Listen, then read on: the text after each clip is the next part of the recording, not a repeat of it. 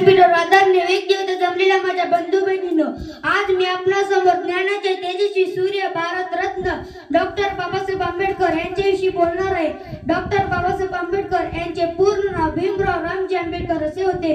त्यांचा जन्म 14 एप्रिल 1891 रोजी मध्य प्रदेशातील महू या गावी झाला होता।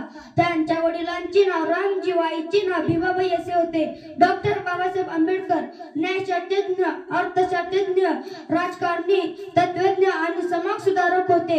ते स्वतंत्र भारताचे पहिले कायदे मंत्री होते।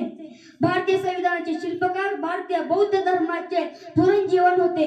गुलामाला गुलामीची जाणीव करून द्या, तेव्हा ते बंड करून उठतील असे ठामपणे सांगणारे स्वाभिमानाचे धगधगती ज्वाला म्हणजे डॉक्टर बाबासाहेब आंबेडकर।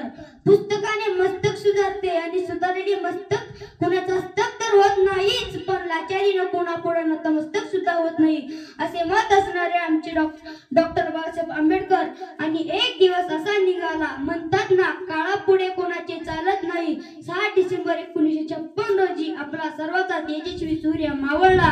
शेवटी मी एवढे म्हणू इच्छितो, मोजू तरी कशी उंची तुझ्या कर्तव्याची, तू जगाला शिकवली व्याख्या माणुसकीची।